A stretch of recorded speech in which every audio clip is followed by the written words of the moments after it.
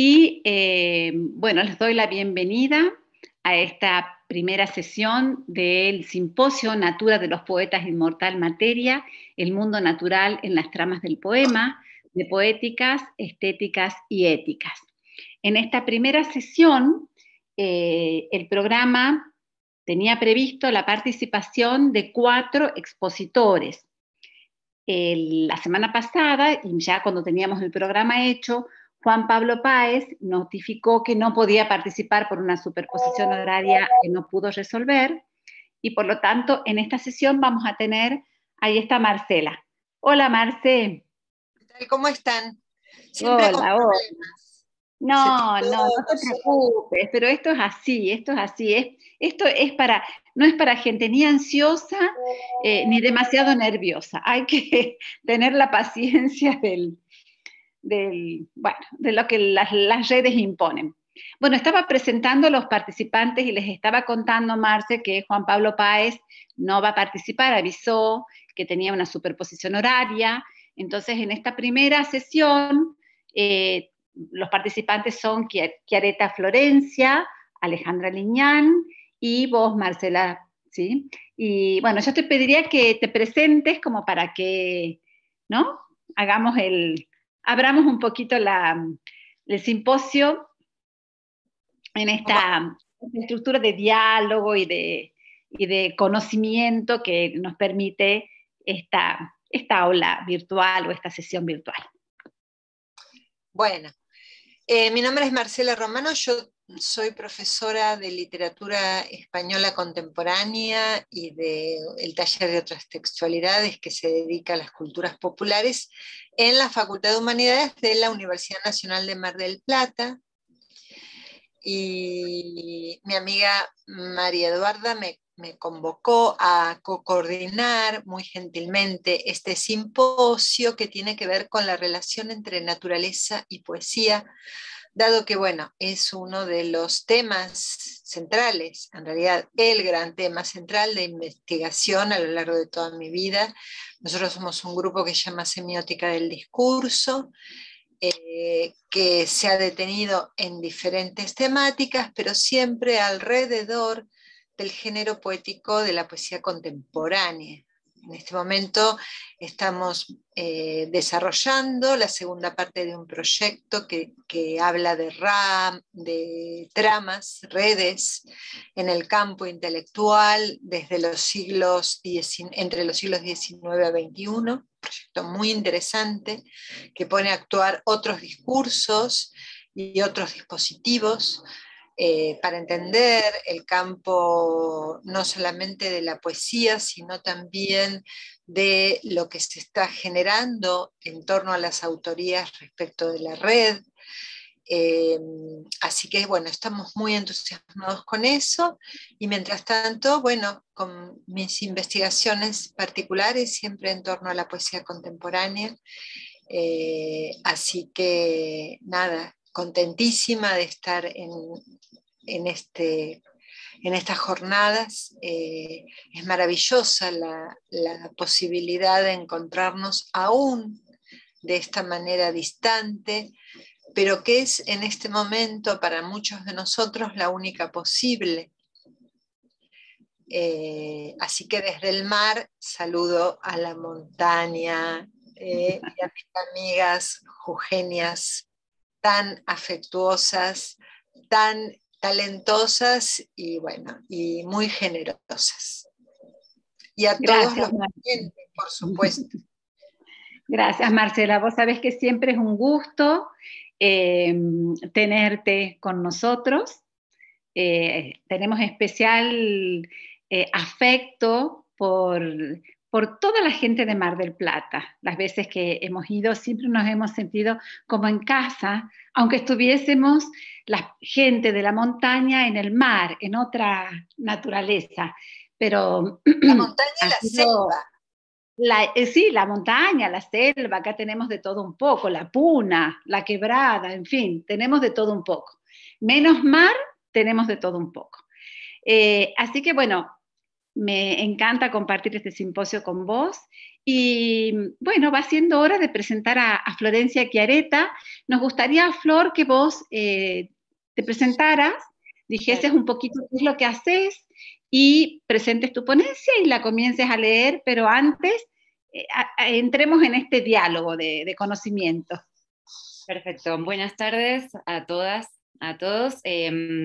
Yo soy licenciada en Letras por la Universidad Nacional de Córdoba, formo parte del grupo de narrativas bolivianas a cargo de Magdalena González Almada. Vivo desde hace muchos años en La Paz, en Bolivia. Cursé una maestría en la Universidad Mayor de San Andrés y estoy haciendo mi tesis de esa maestría ahora mismo en La Paz, así que desde aquí, también desde las montañas, las escucho. Muchísimos metros de altura, Florencia, Sí, muchísimos. demasiados ratos, sí. Y bueno, y mi campo de estudio tiene que ver un poco con el campo editorial. En este caso, la poesía es siempre de las cosas que más me apasionan, y en este caso aproveché, digamos, la oportunidad para poder sumergirme un poco en la poesía y en la poética de un autor que admiro mucho, que vive acá en Cochabamba, en Bolivia. Entonces, bueno, de él les voy a hablar un poquito, que es bastante conocido, entonces aprovecho eso. ¿Comienzo? Perfecto. Por supuesto. Ya. Bueno, se llama, el título de la ponencia es Aguanieve contra el hábito del hogar, los caminos naturales en Tardío, de Juan Malebrán. Juan Malebrán nació en Iquique en 1979. El poeta chileno, radicado desde hace décadas en Cochabamba, Bolivia, publicó los poemarios Reproducción en Curso en 2008, Bozal en 2014, Entretenciones Mecánicas en 2016 y Trópico en 2019. Tardío es su quinto libro y con él ganó el premio Manuel Acuña de Poesía Española en el 2020. Aquí Malebrán ahonda en algo que anteriormente había sugerido o bien apenas delineado: una inclinación hacia lo natural que exige una atención nueva, tanto de parte del poeta como de la nuestra, que cada ciertos pasos tropezamos con palabras raras que nombran cosas acaso desconocidas. La flora, la fauna, el ritmo y la geografía de lugares indefinidos, aunque imaginables, y de algún modo también cercanos. Otras veces hay señuelos que nos atraen concretamente a la imagen de algún paisaje arquetípico. El mundo natural y el hombre que lo transita son el eje de estos versos cargados ya no tanto de las antiguas preguntas, como de una observación atenta y profunda hacia los detalles y variaciones que regalan los animales, la vegetación, las piedras, la aspereza y lo abierto en el paisaje. Aquellas entretenciones mecánicas que dan título a uno de sus poemarios anteriores van abriendo paso, a fuerza de contemplación, a una mirada que se aleja del estruendo del mundo de cada día, del transcurrir humano cargado de voces y hábitos ruidosos, aturdido, para adentrarse en los caminos naturales. El poeta toma cierta distancia de los tópicos ultra visitados en su poesía anterior: la muerte, el exceso, el alcohol, el delirio. Esos temas, aunque reaparezcan en los poemas más recientes, lo hacen por otras vías. Acercarse a la naturaleza dura de los Andes permite formular las mismas preguntas, pero ahora desde accesos menos atravesados por los afectos, el deseo y la memoria. El cuerpo tiene aquí otra velocidad que la palabra traduce. Entre Trópico y Tardío, los dos últimos libros, media apenas un año y un hondo y significativo viaje de maduración. El periplo comienza en la selva boliviana y continúa luego hacia los Andes. Por el primero desfilan bufeos y apazancas, toborochis y hiedras, mosquitos y reptiles. Luego, desde el altiplano hasta la Patagonia chilena o al revés, en un ida y vuelta que no se sabe bien dónde comienza y dónde termina, el paisaje cambia y con él las preguntas y sus respuestas siempre tentativas. En ese tránsito que va desde la exuberancia verde hacia la tosquedad de yaretas y coirones, la mirada primero se aguza y luego se templa. El camino se tensa y se distiende. La naturaleza vibra y da paso en el trayecto a un encabalgamiento reflexivo, un agolpamiento de preguntas y respuestas, de reflexiones que reconocen de antemano su ineficacia ante lo visible, que es al mismo tiempo lo inefable, que es también al mismo tiempo lo único que importa. Si en Trópico Malebrán nos sumergía en ese ritmo de ríos y canoas, en el vital escenario de la selva, dantesca tal vez, pues aún la naturaleza se mostraba amenazante, aparece ahora una mirada a la que nada se le escapa, ya no perturbada por el exceso, sino afilada en cada cosa. Y eso, acaso, sea un poeta tardío. Elegí el verso Aguanieve contra el hábito del hogar para dar título a esta breve exposición, porque en él se resume una suerte de obstinación, un ir a contramano para buscar una experiencia vital que nunca se sabe si arrojará a hablante y oyente, del lado de la palabra o bien del lado del silencio. Leo el breve poema que está marcado con el número 3, aunque forme parte de una serie no numerada en la que se alternan versos breves y otros de largo aliento. 3. Quizás sea esto lo que buscamos, evitar el rasgado de vestiduras, chullu, poncho, chompa, una foto en la cima, alondear una huipala, ropa sucia como almohada en la gravilla, con tal de olvidar la abulia, aguanieve contra el hábito del hogar. Me interesa detenerme en la idea de camino que el autor propone, más cerca de una idea oriental de Tao que del heideggeriano y boscoso camino hacia la muerte. Los Andes, chilenos y bolivianos, ponen al poeta en una situación de atención nueva, que podría pensarse como una detención que exige, sin embargo, caminar. El surcoreano Chul Han habla del camino chino como uno que no ingresa en lo oculto, sino que por el contrario se extiende en la planicie. La definición y el sinograma de Tao reúnen en la idea de camino tanto el andar como el método, las piernas y la cabeza, las palabras y también el silencio. Perdón. Entonces el poeta de Tardío parece querer profundizar, amaga con decir cosas definitivas, pero el camino se le impone como un transcurrir. Dicho de otra manera, irrumpe un ritmo que va a contramano de la detención contemplativa, haciendo que las imágenes pasen, se acumulen y luego, finalmente, caigan y se abandonen, como las prendas que se pone y se saca el caminante, chullu, poncho, chompa. Las palabras ya no son la traducción del pensamiento, sino el acto mismo de pensar en movimiento, al paso, como quien en silencio habla consigo mismo, como quien piensa, pero sin mucha pretensión. Del mismo modo, Malebrán parece construir versos eligiendo palabras que surgen de un andar insólito y de algún modo inesperado, impensado si tenemos en cuenta su recorrido previo. Se trata de salir de la selva para entrar en territorio silencioso. El poeta de estos versos ya no está magnetizado por el exceso, como dijimos, del alcohol y la muerte, del ardor de la selva, del desvarío. Es ahora su propia naturaleza de frente, pero no enfrentada a la naturaleza silenciosa, una naturaleza que no tienta y que no da, como las piedras. Leo a propósito un fragmento del poema titulado Apacheta. La piedra no escucha ni atiende las plegarias elevadas por el caminante, ni descansa el peso de su carga, ni reposa la fatiga del ganado. Ignora el mastique de la coca, la dulzura del alcohol, las colillas aún ardiendo enterradas boca arriba. Persiste simplemente, amontonada en la altura, justo al borde del sendero, ajena al rito, al fervor y a lo que sea. Ajenidad y silencio es lo que van dejando los versos a su paso. Se anuncian de entrada en el epígrafe de Gabriela Mistral, que nombra frío y cumbre y nos abre a los temas nuevos que Juan Malebrán aborda en este poemario tan inteligente como vital. Mistral dice también muertos, pero a esos el poeta los venía haciendo desfilar a lo largo de su obra por eriazos y hospitales. Cumbre y frío, entonces, son puerta de entrada a una geografía que parece no reclamar demasiadas palabras, y esa es la conciencia del poeta, que sin embargo, obstinado, las encuentra, unas veces a través de la levedad propia de la contemplación y otras torturado por lo que se esconde. Así mira, exprime y logra decir.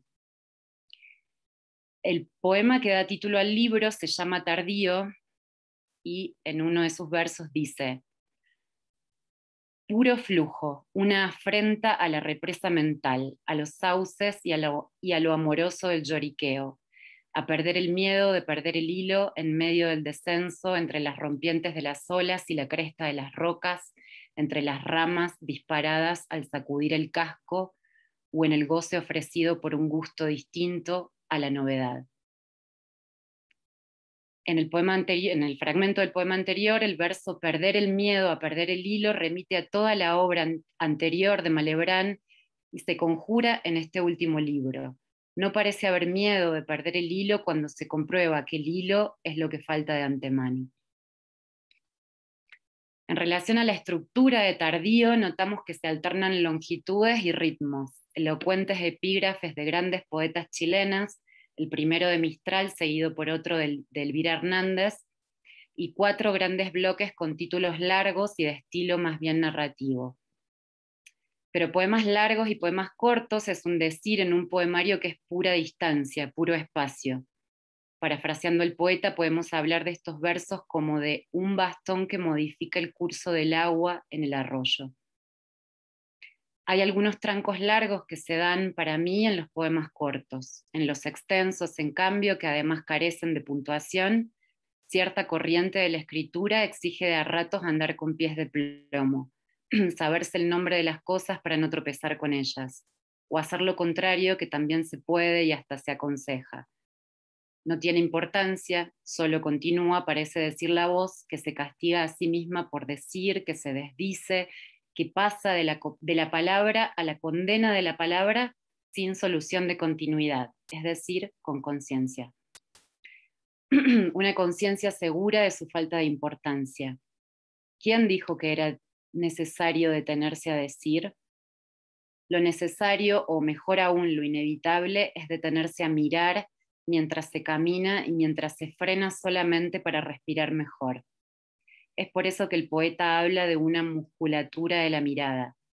Como las piernas que acompañan en el camino, el ejercicio inevitable del cuerpo y la mirada es la certeza única. Agua-nieve contra el hábito del hogar.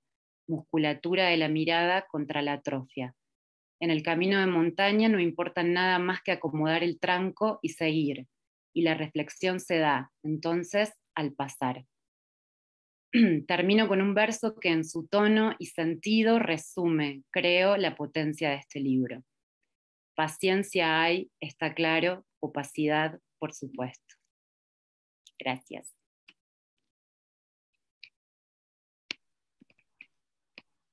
Muy lindo. Los aplausos. Quedaste congelada. Te escuchamos, Flor, pero tu imagen quedó congelada. Espero que no en una cara muy espantosa. No, para nada, para nada. Que a veces una queda, ¿no? Como... No, para nada. Bien, Florencia. Muy bien, excelente. Excelente. Bueno, vamos a organizarnos de esta manera. Que cada expositor lea su ponencia y después hacemos las preguntas, porque seguramente los trabajos en algún punto se van a poner a dialogar, ¿no? Así sucede con la poesía en general. Bueno, la segunda exposición está a cargo de Alejandra Liñán. Me gustaría, Alejandra, que te presentaras, así como hizo Florencia. Bueno, buenas tardes a todos y a todas. Yo soy profesora en la Universidad Nacional del Nordeste, en Resistencia, Chaco, en la Facultad de Humanidades. Soy egresada en la licenciatura en Letras de la Universidad Nacional de Rosario, pero hace 26 años vine a vivir en Chaco por razones familiares y también me doctoré acá en la Universidad Nacional del Nordeste, en el doctorado en Letras. Yo trabajo e investigo en el área de la lengua y la cultura griegas antiguas. Y también tengo a cargo un seminario de cultura clásica. Pero a lo largo de mi vida he compatibilizado también, o he tratado de compatibilizar esta pasión por los estudios clásicos con la pasión por la literatura argentina y latinoamericana, sobre todo. Por consiguiente, muchos trabajos de los míos son de literatura comparada o de recepción de los clásicos. En este caso en particular, yo justamente hice mi tesis de doctorado sobre mitos y motivos griegos en la narrativa de Héctor Tizón. Temática que me ha conectado a lo largo de muchos años con Jujuy precisamente y con su gente. No sé si quieren que diga algo más. Creo que es suficiente. Está muy bien, está muy bien. Bueno, bien, voy a leer. Adelante con tu ponencia. Regreso al paisaje de infancia en Memorial de la Puna de Héctor Tizón. Autorreconocimiento y despedida. Como introducción digo que al hacer un recuento personal de vida y obra, Héctor Tizón vuelve a los comienzos de su producción literaria para recuperar los temas y los motivos, para reconocerse en ellos y especialmente vuelve al paisaje de la infancia, a la Puna, ese territorio connotado por la historia social y personal, atravesado de relatos y cantares no olvidados por las voces que suenan más profundamente en el espacio desolado. Y también Ayala, el paisaje al que siempre retornó y que eligió para quedarse. En la trayectoria de la vida y de la literatura de Héctor Tizón, la tercera y última etapa corresponde al regreso y al autoconocimiento, tal como acontece con los personajes de algunas de sus ficciones. El motivo clásico del reconocimiento de Ulises por la cicatriz se ha reiterado en artículos, prólogos y entrevistas para explicarse su vida caracterizada por los numerosos desplazamientos en los viajes y, principalmente para esta ponencia, en la trayectoria de su obra narrativa, autorrepresentada con la forma de un periplo. Voy a dejar de lado esta cuestión del motivo clásico de la cicatriz, que me llevaría, de la cicatriz de Ulises, que me llevaría mucho tiempo, para pasar directamente a Memorial de la Puna, consumación del periplo y despedida. Cito a Héctor Tizón en Narrar la propia vida, que está en el libro El resplandor de la hoguera del año 2008. Nunca se es de todos los sitios, sino de algunos. Y ese lugar que nos vio nacer es también el que nos verá desaparecer cuando el hechizo de vivir se eclipse. De él venimos y hacia él marchamos, como Ulises al cabo de sus periplos. Fin de cita. Como una forma de recuperación del pasado, del territorio de la infancia y de la experiencia, de reconocimiento de quién es y de autoconocimiento, Memorial de la Puna, del año 2012 y último libro publicado por Héctor Tizón, antes de su muerte, incluye partes desprendidas de libros anteriores y otras dejadas de lado en producciones llevadas a cabo en otros momentos de su vida. Por ejemplo, el relato del El hombre que vino del río, del cuaderno 1, retoma, como un gajo desprendido del árbol, los hechos de la vida de un personaje secundario de la belleza del mundo, ese hombre solitario con el que Lucas, el protagonista, tuvo escaso contacto, pero que llegó a conocer en la profundidad de su desdicha por la lectura de un cuaderno de notas abandonado. La intertextualidad interna entre los textos de su propia obra opera como una señal que marca la continuidad de su poética, a la cual el mismo Tizón venía remitiendo en los textos publicados en la última etapa de su trayectoria vital y literaria. El sentido de plenitud y consustanciación con el universo ya estaba presente en uno de sus primeros cuentos, Ligero y tibio como un sueño, que pertenece al primer libro publicado, A un costado de los rieles. Ese sentido de consustanciación con el universo toma una forma abarcadora en la belleza del mundo y finaliza en Otoño en las lagunas cuando llovizna, donde ese paisaje sella el autorreconocimiento.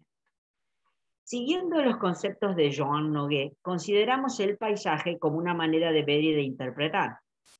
El paisaje, esto es del año 2007, el paisaje es a la vez una realidad física y la representación que culturalmente nos hacemos de ella.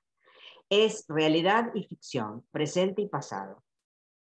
Así observamos que para Héctor Tizón el ámbito de la puna es el presente en la mirada del escritor que regresa para encontrarse a sí mismo, e historia personal en los recuerdos de palabras oídas en la infancia, e historia social en las huellas y los relatos que permanecen sobre el pasado de la región. El juego de presencias y ausencias diseña una representación de la puna. Aunque la apariencia muestra sitios vacíos, el paisaje también revela la presencia del trabajo de las culturas locales y las marcas identitarias de su historia, de un pasado vital, rico y glorioso, como expresó nuestro autor en el comienzo de su primera novela, Fuego en Casa Villa.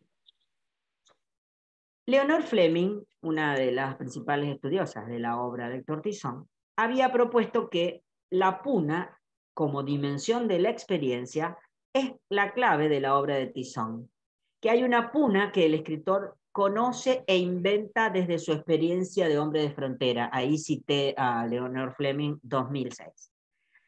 Ahora, digo yo, frente a la última obra publicada, podemos agregar que también el autor se inventa a sí mismo, es decir, la autofiguración de sí en ese narrador que recorre y rememora en la puna y en Yala. Al asumir la primera persona autorreferencial, el sujeto autobiográfico da una visión de sí. Como dice Leonora Arfush en el libro de 2010, lo tengo ahí arriba. El espacio biográfico, perdón, el espacio biográfico. Y dice, con esto, esa visión de sí, con independencia de la veracidad de sus dichos. Por consiguiente, rescatamos la imagen de sí que diseñó Tizón en sus textos y no perdemos de vista los límites borrosos entre vida y ficción, que hasta escapan incluso al propio escritor, como dice Arfush. Sus declaraciones, las declaraciones de Tizón, ¿no?, en el prólogo del Memorial de la Puna son reveladoras en cuanto a sus decisiones de escritor, porque proporciona fecha y lugar de inicio y remite el destino de la escritura a un público lector, en principio limitado a su familia. Incluso no tiene reparo en mostrar su incertidumbre con respecto a la estructura y al género de este libro, lo que nos lleva a pensar en la índole multiforme de las memorias. Si el incipit adelanta el tono y traza un pacto de lectura, aquí vemos declarados los rasgos específicos de lo que se puede esperar de ella.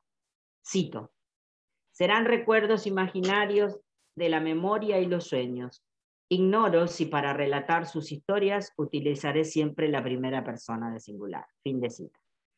En primer lugar, la vacilación entre la realidad y la imaginación. En segundo término, la decisión sobre la enunciación desde el yo, en la cual se evidencia que habrá otras voces. Especialmente en el uso del posesivo, sus indica que no todos los enunciados serán representativos de lo personal, sino que incluye a los otros, a los habitantes del espacio que desea abarcar. La soledad y el silencio del desierto, entre comillas, le permiten reflexionar e insistir en develar el significado pendiente de todas las cosas, en palabras de Tizón. Sentido que, luego veremos, se volcará en una inmersión en el paisaje connotado por la relación del hombre con la naturaleza.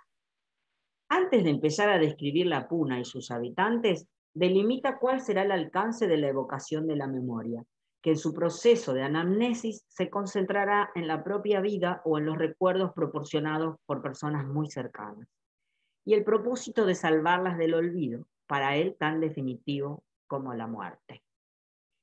Voy a obviar alguna cita para no alargar tanto. Sigo. La narración como rescate de voces que de otro modo permanecerían silenciadas había sido el propósito de sus primeros libros. En aquella trilogía histórica, la experiencia personal lo había llevado a la memoria colectiva de la región. Ahora, en el último libro, la región de pertenencia será recorrida desde la memoria personal, sin dejar de lado las otras voces, pero siempre ligadas a lo autobiográfico. El tono es personal, aunque por momentos se aparte para dar lugar a las voces de personajes, como ya dijimos, cuando incluye los monólogos interiores del mariscal Tito, por ejemplo, o se hace sentencioso a partir de sus reflexiones sobre la forma de ser de la gente de la Puna y sobre el contexto contemporáneo. Además, por momentos conclusivo, porque adelanta su despedida del trabajo de escritor. Este libro de carácter misceláneo reúne así la narrativa del show autobiográfica con relatos ficcionalizados a partir de testimonios orales oídos a lo largo de su vida por parte de personas cercanas. El libro está organizado en 6 partes, a la manera de los cuadernos de notas, con temas diversos. Generalmente se inicia la sección con un relato. Algunos, incluso 1, 3 y 5, incluyen como paratexto aclaraciones editoriales sobre la fuente de la historia o sobre el personaje en las cuales el escritor es mencionado en tercera persona. Por momentos, el texto deviene en reflexiones de tono sentencioso, como dijimos, acerca de la vida en la Puna y de sus habitantes, del mundo actual y del país, con una mirada crítica desde la periferia, como él consideraba, y acerca de la labor de escritor, pasando por la trayectoria para luego arribar a la vejez y a la despedida. Las fechas, que van desde el inicio de la escritura en Cuba en febrero de 2009, marcan de mayo a julio un recorrido del narrador por la Puna para regresar a Yala, donde se observa la mayor intensidad personal del recuerdo de la niñez. Y acá recorrido como en el caso anterior, ¿no?, del poeta de Bolivia. Y el epílogo cierra allí, en Yala, en octubre de 2010. El relato está conducido por una voz narradora, autoral y ficcional, que recorre la Puna evocando recuerdos y recogiendo historias, que primeramente se dirige hacia el norte, a La Quiaca, ciudad fronteriza, y más tarde regresa fronteras abajo hasta Yala, donde permanecerá. Y digo permanecerá con todo, porque la tumba de Tizón está en el cementerio de Yala, como muchos sabrán. El recorrido, con la confluencia espacio-temporal, es el que da el soporte a la anamnesis. Algunas de las evocaciones, como recuerdos de un dinamitero, transcurren en Yala, incluso que no está en la Puna, sino fuera de ese desierto, como lo llama él, en cuyos límites vivo, dice. Además de la variedad de textos que incluye, que van desde algunos decididamente imaginados a historias reales ficcionalizadas, la propia vida del escritor se inserta como un relato más en la ficción, entrelazando a los otros por este recorrido que dijimos, donde confluyen el espacio y el tiempo para darle una organización. El mismo narrador, en primera persona, se ha presentado como uno de los viajeros sedentarios, porque así llama, con ese oxímoron, él llama a los hombres de la Puna, los describe, viajeros sedentarios, y él lo había utilizado incluso para sí mismo en una entrevista que hizo con Raquel Garzón en el año 1999. Autoficcionaliza entonces su imagen de escritor en la madurez y su despedida. Los artículos y las entrevistas publicados en esa última etapa de su vida, estoy hablando de los años que van del 2000 al 2012 fundamentalmente, coinciden en temas, estilo y en la imagen autoconstruida con este memorial.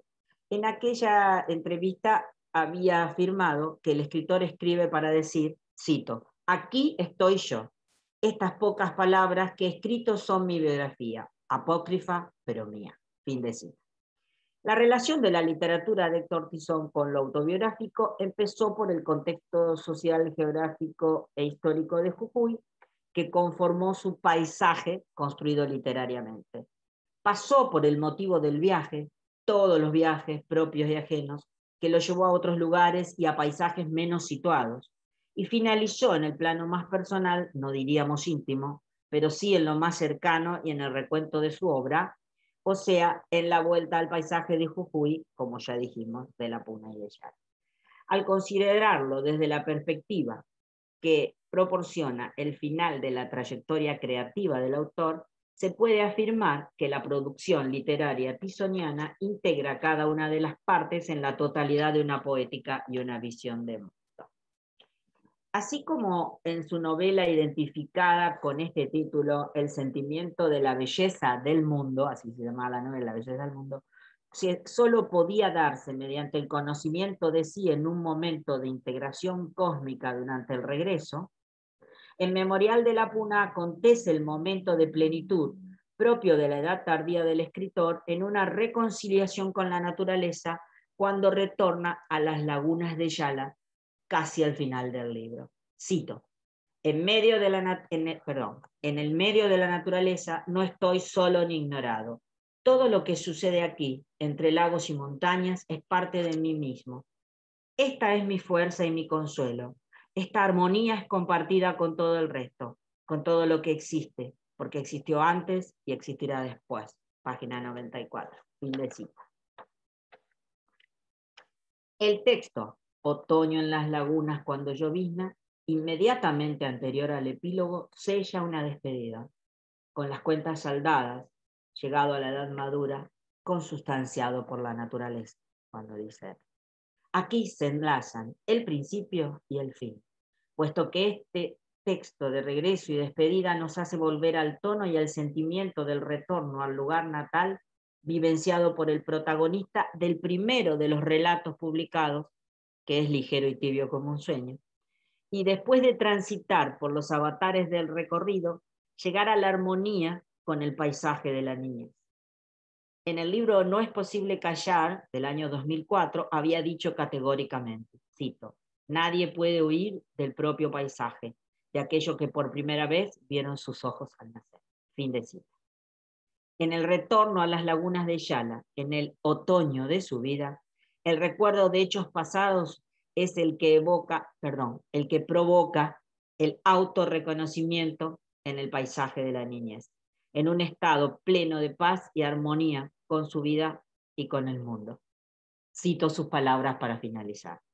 En este atardecer, sentado en paz en la gran piedra de la ribera con caprichosa forma de butaca, como lo hacía cuando era niño, contemplo el valle y el cielo se abruma. La naturaleza, siempre igual a sí misma, es a la vez revolucionaria, no admite sujeciones ni tributos ante ella, ya que los registros de propiedad solo son una burla. Cuando uno se acostumbra a verla así, se da cuenta al mismo tiempo de que la naturaleza es Dios, y me siento así yo mismo una parte de ella. Fin de cita. Gracias por escuchar. Les quiero aclarar también que esa armonía con el todo y con el mundo, bueno, no siempre era tan armónica porque no perdió su sentido crítico de la realidad actual y su disconformidad en ningún momento. Eso es todo. Muy lindo. Bueno, conmovida con esa última lectura, ¿no? De ese pasaje final, es muy conmovedor. Así que, bueno, gracias, Alejandra. Ahí ya hice algunos apuntes para el diálogo posterior. Y, bueno, le doy la palabra a mi co-coordinadora y amiga, Marcela Romano, que va a cerrar con su lectura este simposio, y luego de su lectura abrimos la sesión de preguntas, diálogo, intercambio. Marce, te escuchamos. Muchas gracias. Soy la única que va a traer alguna voz española a esta mesa, aun cuando Tizón, a quien conozco bien porque soy fervorosa lectora, tiene mucho de voces españolas en su propia escritura. Versos maravillosos de Salinas, por ejemplo, etc. Yo voy a hablar sobre un poeta que no es muy conocido aquí, pero que sí formó parte de una agrupación llamada La Otra Sexualidad en Granada, junto con alguien que ustedes seguramente conocerán, que es Luis García Montero, y otros poetas comarcanos. Mi ponencia se titula Las aguas y las noches, la naturaleza abisal de Raro de Luna, de Javier Egea. Decía Pere Rovira acerca de Javier Egea, lo cito: creo que Javier era uno de esos cazadores de los que ya van quedando pocas piezas, de los que prefieren la calidad a la cantidad de las piezas, de los que gustan de cazar despacio con su perro en su territorio. Una forma de hablar de poesía, porque las estrategias del cazador y las del poeta pueden parecerse. Nadie puede cazar por ti. Bien o mal acompañado, siempre se caza solo. En estas líneas pretendemos dar cuenta de la caza de las palabras en Raro de Luna de 1990, haciendo nuestras las reflexiones del crítico y del amigo. Una caza que es de amor y de noche dolor, como decía Gil Vicente. Una caza con Z, que no es una casa con S, con su hogar, su alimento, su abrigo, sino un deambular en este libro y de libro en libro por galerías del alma, diría Machado, que van de brisas límpidas a extraños mares, luego a ciudades de la mercancía y del expolio, más tarde, el centro de este trabajo, a ruinas góticas, bosques con sed de sangre y las islas negras de la soledad, bajo la rara luna de la muerte. Naturaleza abisal y abismal a la que nos arroja esta poesía de extraña y entrañable belleza. En Javier Egea, integrante de la otra sentimentalidad granadina de los años 80, junto con Álvaro Salvador y Luis García Montero, entre otros, hay en simultáneo una resistencia y un voluntarismo. La resistencia de una poesía interrogante y extranjera a toda codificación, y el voluntarismo, trabado empecinadamente en sus textos, de alinearse dentro de una formación discursiva en que la apertura a los ideales colectivos compensen la ominosa contundencia de la soledad. Es, por todo lo dicho, un otro entre los otros, camaradas de mitines, de lecturas y de copas, alguno de los cuales se acerca tempranamente con un primer libro de inocencia plagiaria, aunque impecable, Serena Luz del Viento, de 1974, que homenajea en sonetos amorosos escritos entre los 16 y los 21 años a Garcilaso, Bécquer y Herrera.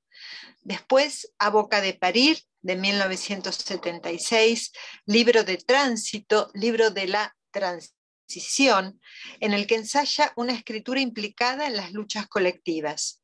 Una otra sentimentalidad que muchos van a ver concretada en Paseo de los Tristes, de 1982, y Troppo Mare, de 1984, libros ambos explícitamente tensados entre la voluntad de compromiso y sus propias y personalísimas búsquedas poéticas, que estallan, dijimos, contra toda cristalización, y dejan ver por detrás del consuelo del poeta normalizado y militante la queja, o mejor, el quejío, Lorca, el cante, los vaivenes del canzonieri, de un desasosiego amoroso y luego existencial, desasosiego sin retorno, a pesar de algunos exiguos amaneceres que en su último libro editado en vida, Raro de Luna, sumerge la escritura de Javier Egea en un alucinado vértigo romántico y surrealista,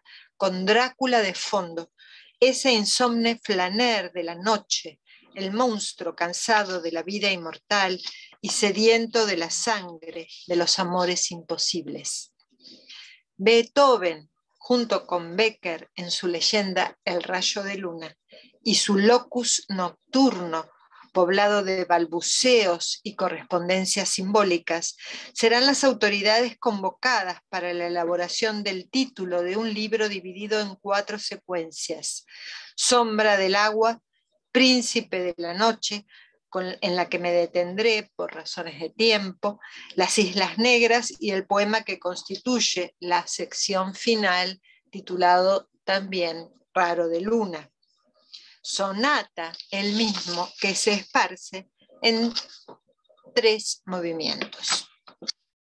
En este volumen donde la ciudad se deslíe casi definitivamente, la rareza formal acompaña el ensimismamiento del personaje. Sonetos que cruzan el conceptismo barroco con dentelladas vanguardistas.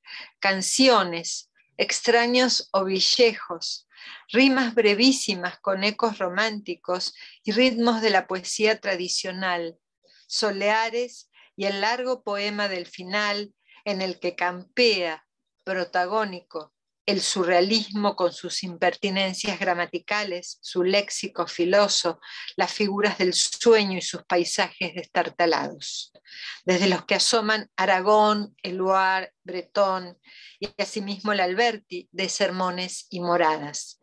El desconcierto se extiende también a las personas gramaticales, la voz en tránsito del caminante de los libros anteriores, la voz del conde sangriento, la voz de la seducida o enamorada, una voz ubicua que no acierta o se resiste deliberadamente ella misma a designarse.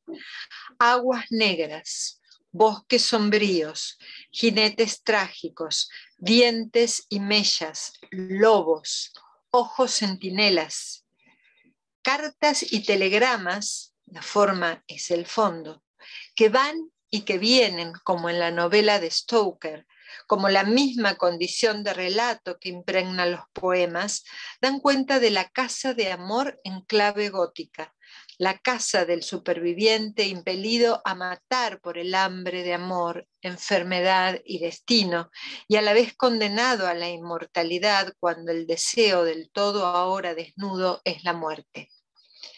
Tras 2 epígrafes, digamos, locales, uno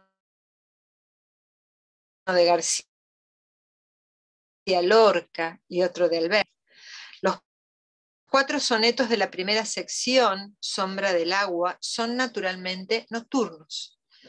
En ellos el agua, brillante compañera, dice, entre la sombra y la luz lunar, a veces referida en tercera persona, otra figurada como un sujeto amoroso, sugiere tanto la salvación, el río del olvido que busca la compensación en la muerte, como la pérdida del amor y la desolación vital. Dice, agua de los naranjos extranjera, agua del caminante sorprendido, agua sin luna, sí, deshabitada. Surtidores nazaríes, en referencia a la Alhambra, ruinas campanadas a las 12, fosos, castillos, peldaños que significan los cuidados amorosos y el motivo de la cárcel de amor. Si tu escalera avecinó sorpresas en mi herida, también puso la sombra donde vivo. Todo eso prepara desde una naturaleza murmurante, como en Becker, y desde el cronotopo gótico de las ruinas de una cultura en diáspora, el escenario para la irrupción del príncipe de la noche.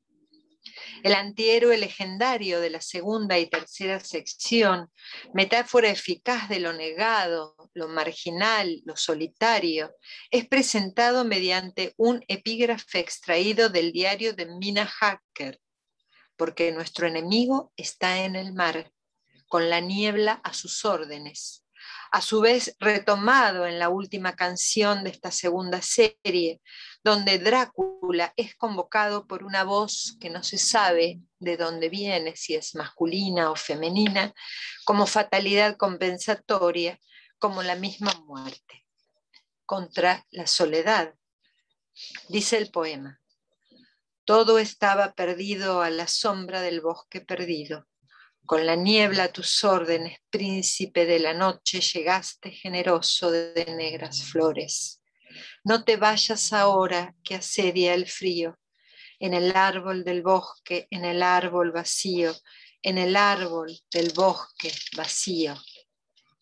Los poemas de esta serie se trazan a partir de un raro goticismo lorquiano, donde la finura rítmica, como ustedes habrán podido escuchar, y el depurado conceptismo de este cante hondo atan la oscuridad atávica del monstruo y sus entornos a la de los propios textos, en ocasiones difíciles de explorar, pese a su aparente simplicidad.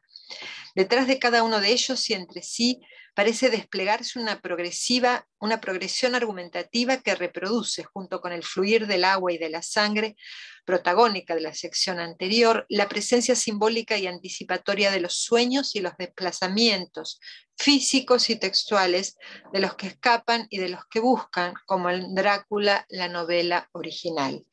La sincopada trama hace foco en los encuentros y desencuentros amorosos, donde la casa se vuelve otra vez un referente ambiguo, asignado al propio sujeto poético tanto como al mítico conde que va tocado del ala, melancólico y triste como el Satán de Milton. Leo. Porque me llaman dos pozos en tu cuello y en tu corazón habitan rastros de un príncipe negro, porque tienes esos ojos prisioneros, porque en tu ventana brillan los dedos largos del sueño como tiemblan tus palabras en el vaho del espejo, porque sé que vas perdida, oculta en los bosques ciegos sin amor. Por eso fui cazador.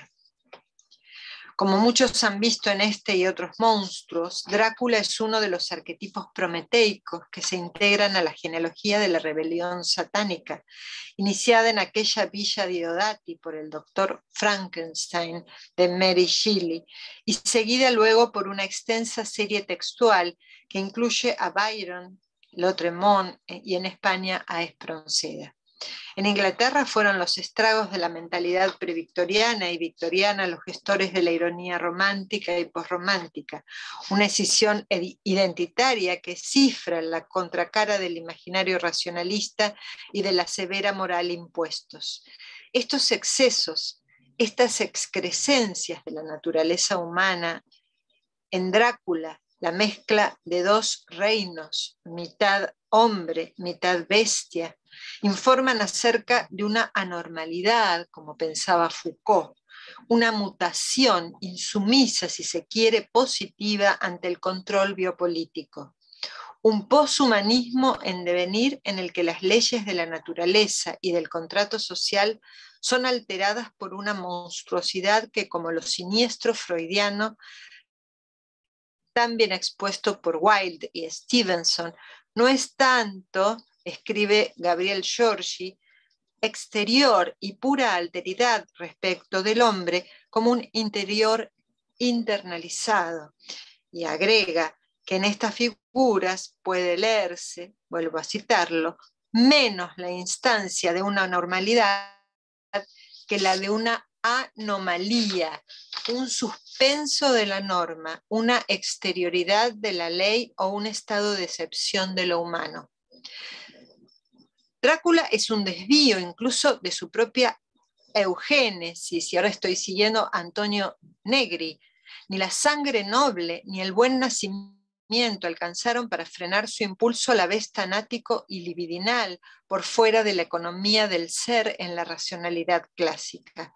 Complementaria y más protagónicamente, sin embargo, en Raro de Luna, es la melancolía satánica del ángel caído y su imposibilidad romántica de absolutos, la de este conde, en estos versos, en su fallido deseo de mortalidad, en su búsqueda de un amor real vedado a su naturaleza imperecedera y a la fatalidad de su hambre. Por esta última característica, dice Pedro Ruiz Pérez en un ensayo sobre Raro de Luna, el lector no sabe si identificarse con el vampiro o con su víctima, dado que, como ha asegurado Robert Langbaum, la perspectiva extraordinaria ofrecida por el personaje suspende todo juicio moral en favor de la empatía, de la simpatía. Nos conduele este conde, como nos ha condolido el personaje huérfano de Renta y Diario de Amor, una de las secciones de Paseo de los Tristes de 1982. Por lo mismo, es imposible sustraerse de ese efecto de lectura que arrastra en este ambiente sonámbulo el caminante de los libros anteriores de Egea y su figura de autor atada al escenario cruento de su propio suicidio. La actividad incesante de la casa del vampiro renueva los enigmas naturales y culturales presentes en un libro anterior, Tropomare. Allí y aquí tesoros, perdida esmeralda cercada de rubíes, cofre, llave, negra perla, piezas esquivas cuya huida o su invisibilidad dejan llagado el deseo y empujan entonces de los bosques ciegos o vacíos a las islas negras de la tercera sección de Raro de Luna, aún más reconcentrada y enigmática. En ella, poemas mínimos como los ovillejos, de notable efecto desfamiliarizador, a pesar de su abolengo tradicional, naufragan literalmente como islas en la página blanca, y con ellas las personas gramaticales que designan, de atribución indecidible. Hacia el final, la soledad de quien invoca el personaje poético de siempre, que más adelante se volverá trapecista, ahogado, chamalidero, inquilino, él mismo deshabitado, llama a la muerte, la única amada posible, como la voz del último texto del Príncipe de la Noche ha llamado al negro conde. Desde las inaccesibles islas negras sin abordaje, lo estoy citando, el sujeto va dejando atrás las soledades compartidas, dice, al filo de la pólvora, invocaciones residuales de su voluntad fracasada de inmersión en lo social. Se desprende de iniciales, de disfraces, marcas, en fin, de una identidad posible, y va él mismo como pieza de caza, entregado y desnudo, a su encuentro liberador con la muerte, la única cazadora invicta en este largo peregrinaje. Lo cito: mientras destiñen los tatuajes, ven esperada con tu rescate. Pedido que anticipa el cierre del libro. En este sentido, el citado poema final, Raro de Luna, clausurará un recorrido que recoge imágenes y símbolos ya trazados, ahora reescritos desde el desconsuelo, en un lugar que es ningún lugar, habitado solo por el encuentro, el único posible con la muerte. Lo leo. No era este el lugar, pero búscame allí, pequeña perla negra anticipada, perla por las gavillas de las naves secretas, suéñame allí, mientras destiñan los tatuajes últimos, ven con las águilas mensajeras en trompa, ven a las islas, ven a mis ojos, ven esperada, en este allí rescátame de todas las entinas. Las aguas, las noches, la itinerancia por una naturaleza abisal y abismal, tales los recorridos del Raro de Luna, son, anticipamos, la metáfora de una escritura total y la de una vocación. Sujetarse a unos maestros, a un programa, dilema asfixiante de una poesía que se escribe desde el centro, pero que se lee en los márgenes. Una poesía que desde la errancia de una búsqueda existencial y estética va estableciendo en su camino mojones que pronto rompe para internarse con la misma desesperación en otros territorios. Indefinible Egea, a pesar de sí mismo, de su voluntad y de su empeño por creer y querer sostener utopías que pronto se abandonan para marchar al final erguido pero solo. La intención y la tensión. Su percepción determinante ante el embate creciente de un realismo por el que se decantarán algunos heterosentimentales y al cual Egea no consigue genuinamente incorporarse, llevará a nuestro autor a una solitaria posición de corredor de fondo que lo alejará estéticamente en sus últimos años de sus camaradas de promoción. El meticuloso diseño de una poética escrita por y para seres normales, dice García Montero, la épica colectiva de una intimidad anclada en la historia, el usufructo calculado, incluso teorizado de la tradición y de la impostura por parte de muchos experienciales, son tomados y clausurados ante la puerta de una otra poética en proceso, donde todo se nos presenta como ensayos de un texto en ocasiones hermético que no alcanza nunca a escribirse. A la casa del amor y de las palabras, la poesía de Javier Egea suena como tajo, quejío, se espacializa en el brumoso devenir de los sueños y aúlla como un monstruo por fuera de las hegemonías más o menos locales y del control prevista para estos seres normales. Poesía en verdad monstruosa, la de Egea, con su insistencia contracorriente, que reposiciona con audacia la productividad de los márgenes, donde respira la obstinación y se hace visible el amor por el lenguaje, la lealtad a una belleza contradictoria, a veces cruel, pero siempre indispensable. Listo, gracias.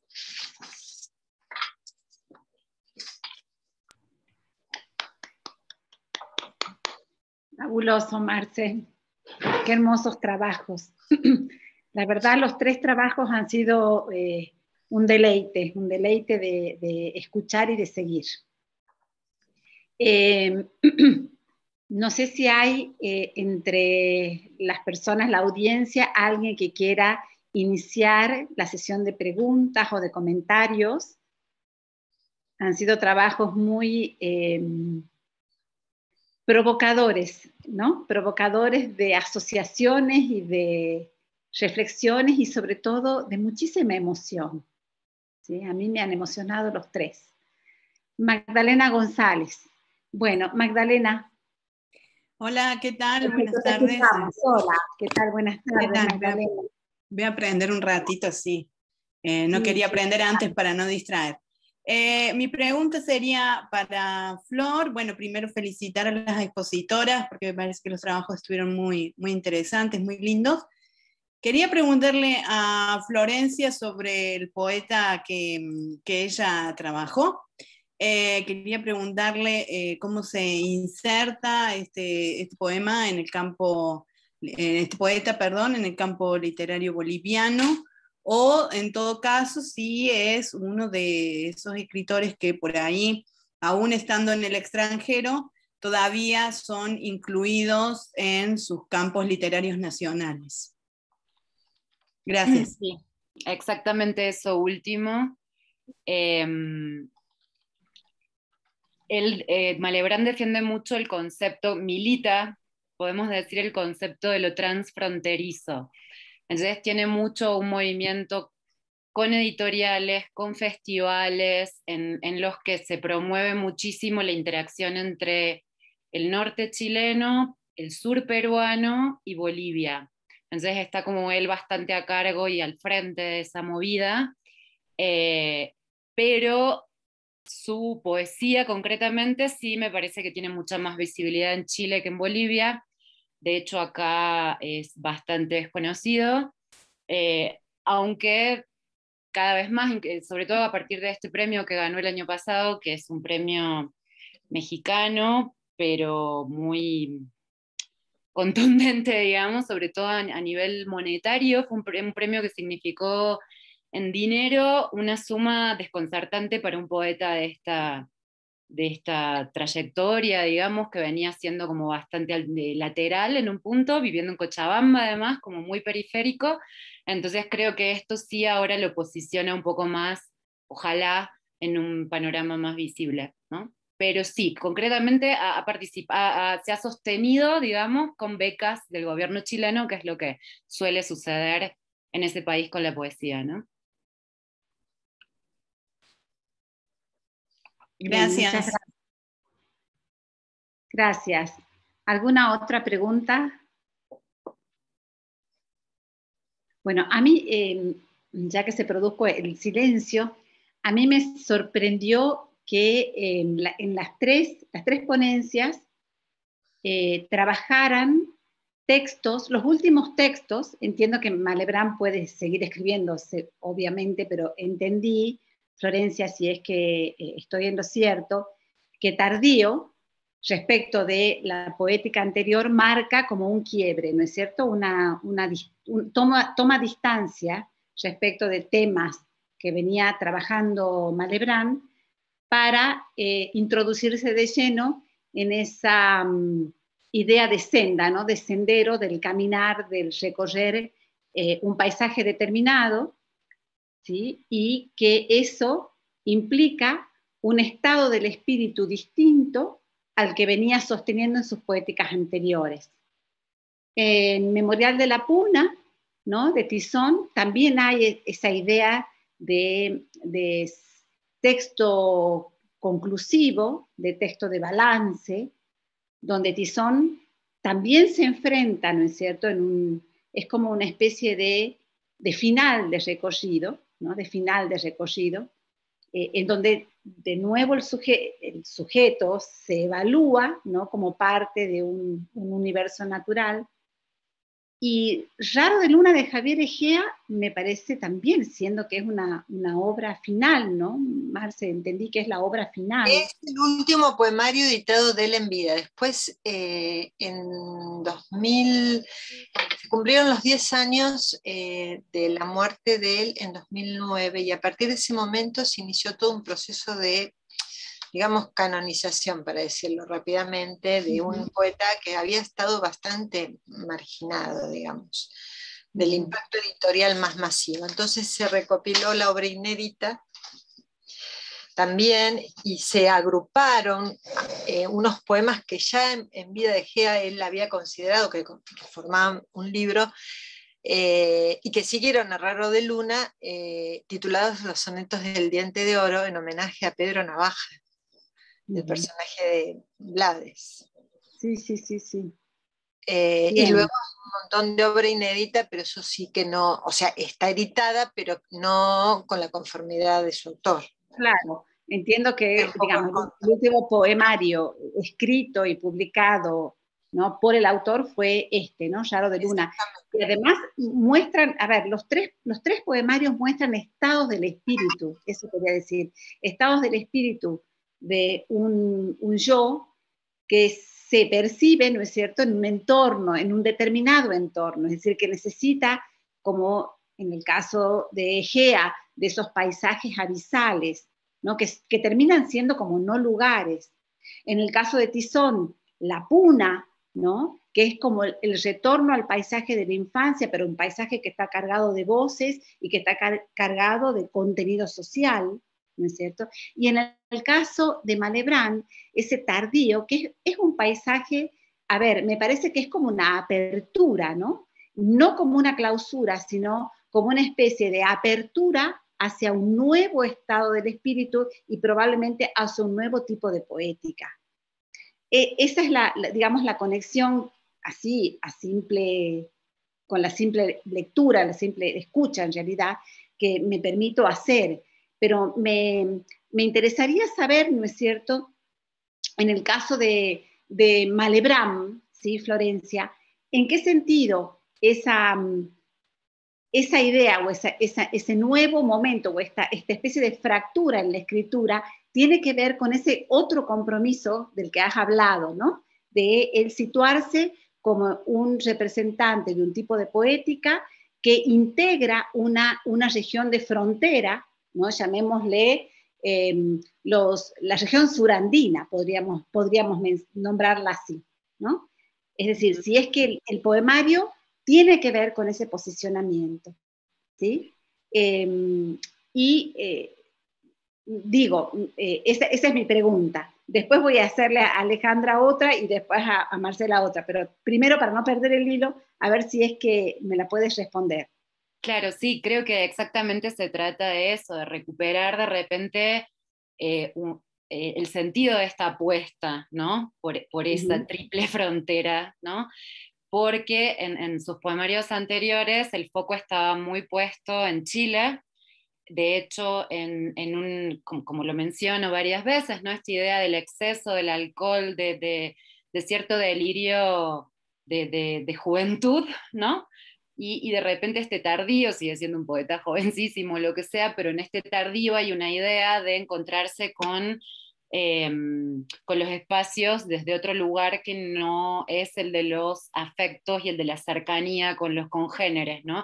Porque antes como que creo que lo que primaba era esa idea de patota poética, en algún punto que sostenía a muchas de estas voces, a muchos poetas de la misma generación, de los 70, ¿no? Peruanos, bolivianos y chilenos.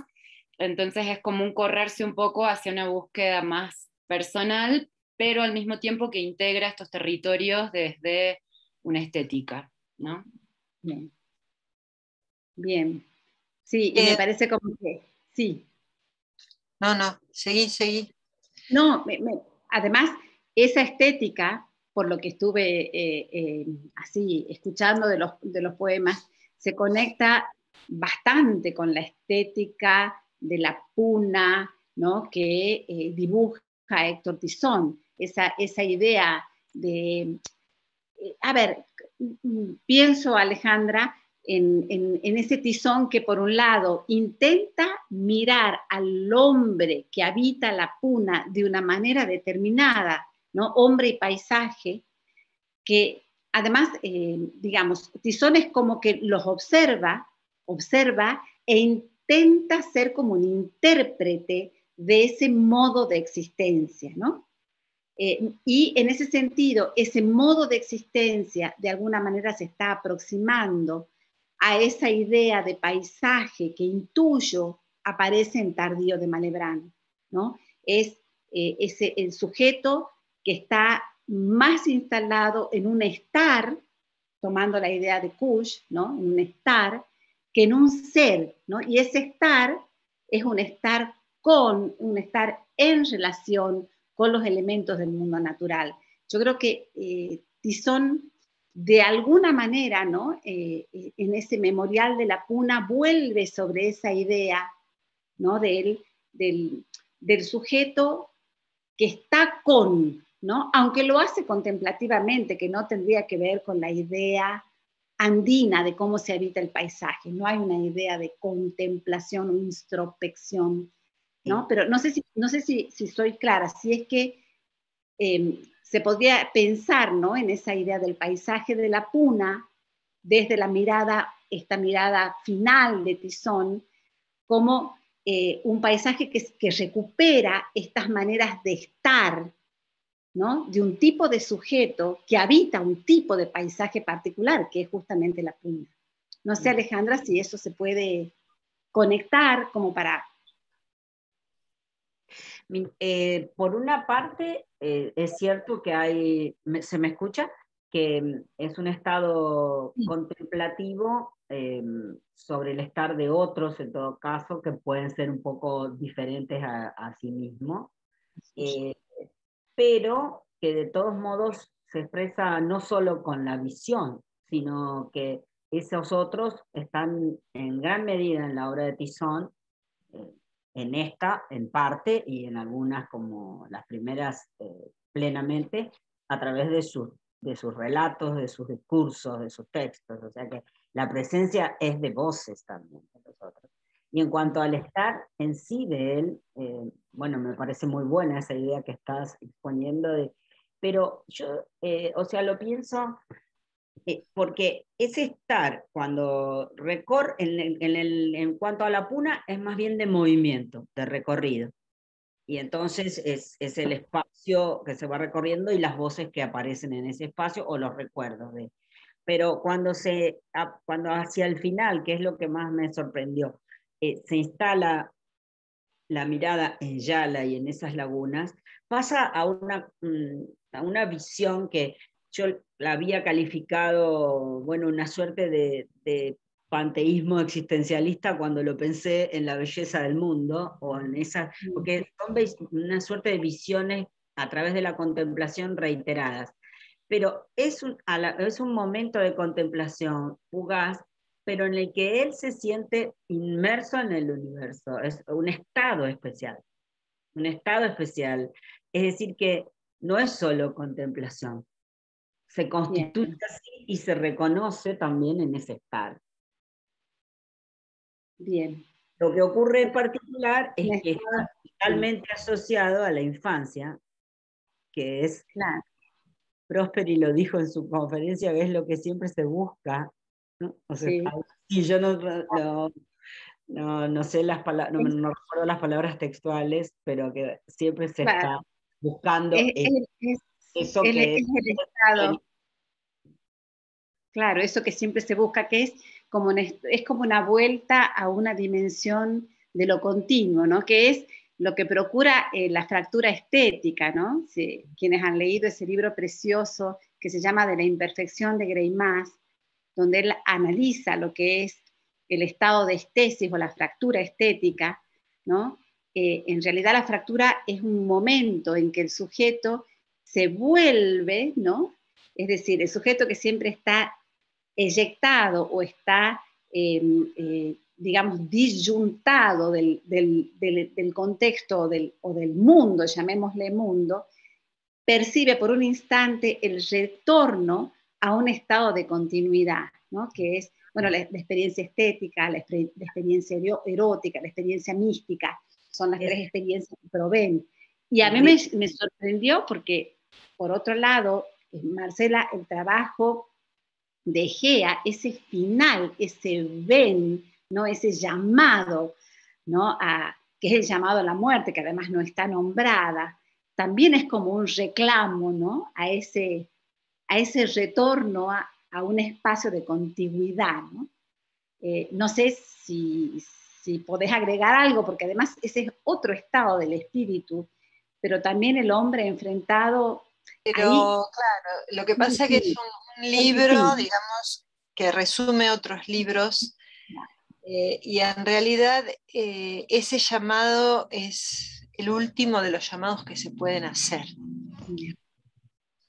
Es un llamado, te diría, en el vacío, que es, digamos, está presentado en un paisaje tumultuoso, como decíamos, de yuxtaposiciones, de brumas, pero es el llamado del que no sabe ya a quién llamar. Digamos, ¿no?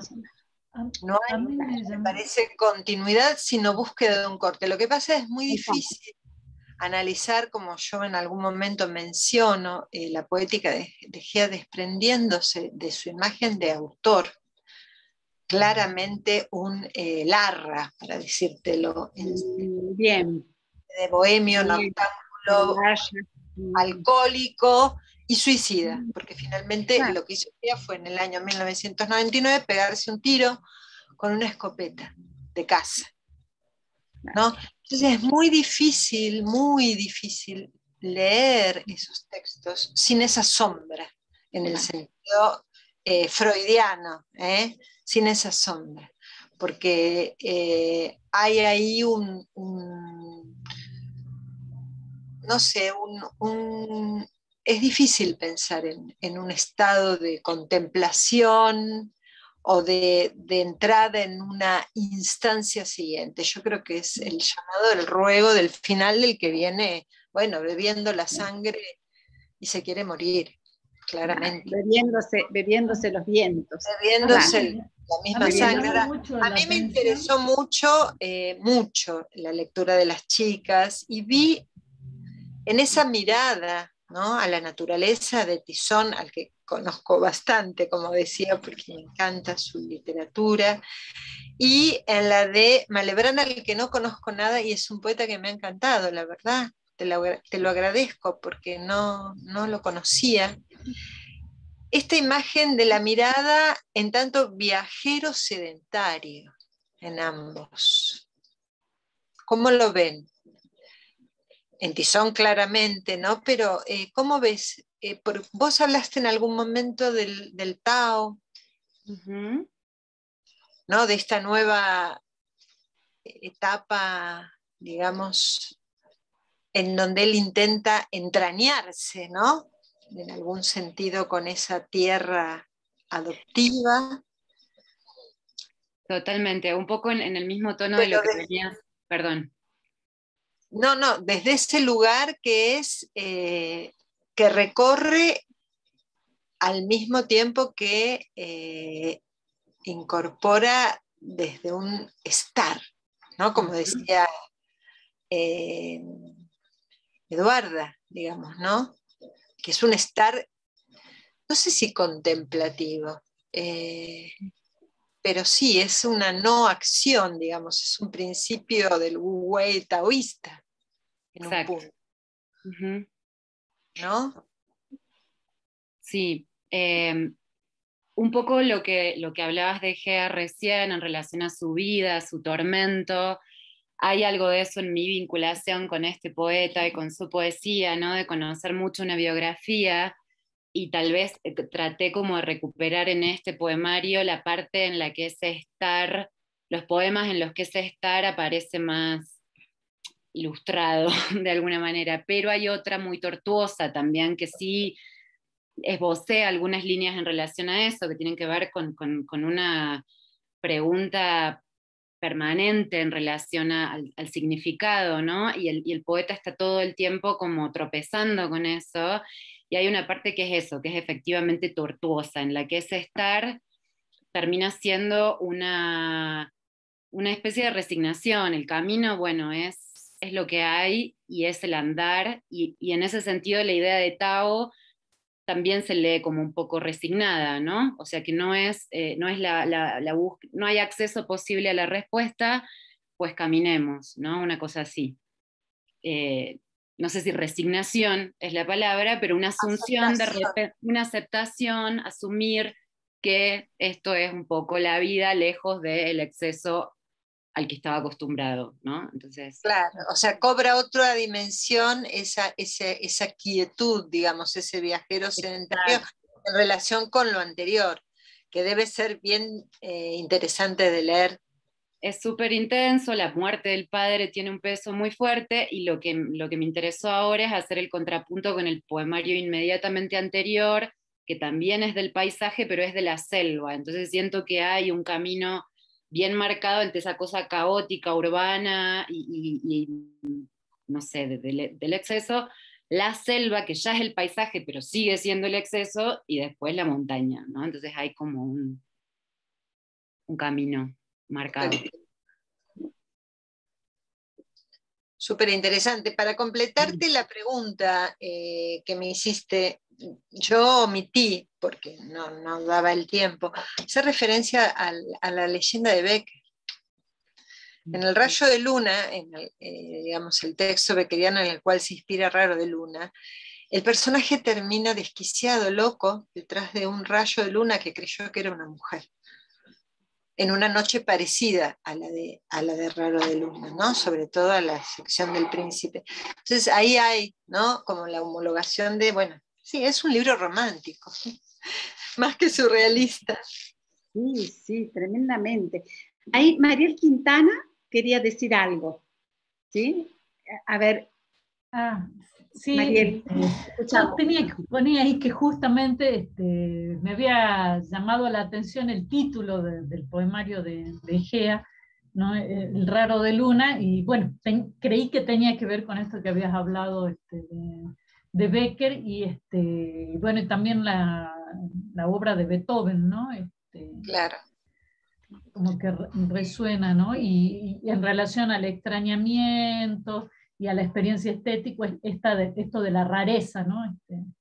Sí. Me pareció muy interesante el título. Sí, sobre para todo en un ámbito en donde la poesía se tendió a normalizar a través de los líderes de la hegemonía de la poesía de la experiencia, ¿no? Ahí hay como disputas internas no resueltas, digamos, ¿no?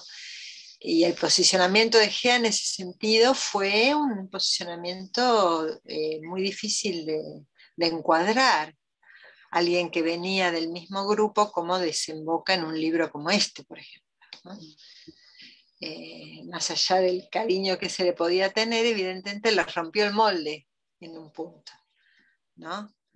Y eso es lo que a mí me encanta de Gea, debo decir. Es un poeta que ¿Se lo consigue, Marce? ¿Se lo consigue el libro? Lo que se consiguen ahora, no acá en la Argentina, yo ofrezco escaneos a los que quieran, se ha editado la obra completa revisada. El libro se puede comprar, supongo que suelto, hay una edición interesante de Hiperión, que está prologada por Jiménez Millán, que es muy buena. Tal vez sea un libro que hay que leer habiendo leído por lo menos Paseo de los Tristes y Tropomare. Me parece que se entienden mejor, porque este es un libro muy difícil, que si no se ve el recorrido, no. Paseo de los Tristes es del... Tropomare es del 82, Paseo de los Tristes del 84, o al revés, y son los libros, los tres, junto con Raro de Luna, son los libros centrales. Pero hay un solo libro para mí, en ese caso, una progresión, ¿no? Se lo ha interpretado como un poeta marxista, muy sui generis, es decir, hay mucho para decir que, bueno. Bueno, muchísimas gracias. Perdón, sí, acá estaba, yo tengo, bueno, mis amigas saben que tengo un sitio de libros inglés donde consigo cosas europeas, que es Book Depository, y está el poemario. Ah, perfecto. Bueno, Está, buen dato. El de Malebranc y los de Malebranc circulan en la Argentina. No, en Argentina no. Voy a procurar que circulen. Es una buena iniciativa. Sería una buena en causa. Chile, en Bolivia también, en Chile, en Bolivia, en Perú también, pero en Argentina sería una buena causa, sí, la voy a gestionar. Sí, dale, que vos sos su representante. Eso, tal cual. Genial. Sí. Bueno, ¿qué les parece si vamos cerrando ya el simposio? Así podemos descansar un poquito antes de la conferencia de las 18. La verdad que ha sido un espacio sumamente grato. Hemos aprendido mucho. Nos hemos emocionado, ¿no? No hay poesía si no hay ese pasar por el cuerpo, ¿no? El pasar por la emoción al punto que en algunos momentos sentía el nudo en la garganta ¿no? de eso que provoca, ¿no? El texto poético en su finísima, digamos, en sus finísimas resonancias. Así que bueno, yo les agradezco muchísimo, una mesa hermosa, y gracias a los que han asistido, a los que han escuchado las ponencias. Gracias a Alejandra, gracias a Florencia, gracias a mi coequiper Marcela. Y bueno, nos encontramos mañana a las 2 de la tarde en la continuación del simposio. Tenemos 2 sesiones más. Y muy contenta de haber vivido este momento, este espacio. Gracias. Y de haber aprendido mucho. Haber aprendido mucho, realmente. Yo también. Mucho. Me quedo, después, Florencia, te vamos a pedir a ver cómo se puede hacer para conseguir esos libros. Acá no es tan difícil porque muchas editoriales bolivianas vienen, de hecho, a la Feria del Libro. En la Feria del Libro de Jujuy suele estar representada Bolivia con sus editoriales, y hay aquí una persona, ¿no? que tiene vinculaciones con editoriales de allá, así que se puede ver, ¿no? de hacerlos ingresar por el norte, por la frontera. Y también les voy a averiguar y les voy a escribir porque también ha sido publicado por la cartonera de acá y es bastante relajado con esa cuestión, entonces muy probablemente pueda circular en PDF sin problema, por ejemplo. Perfecto. Puedo chequear. Bueno, buenísimo. Genial. Bueno, gracias entonces, chicas y chicos, colegas queridos, y gracias. Nos vemos mañana. Nos vemos.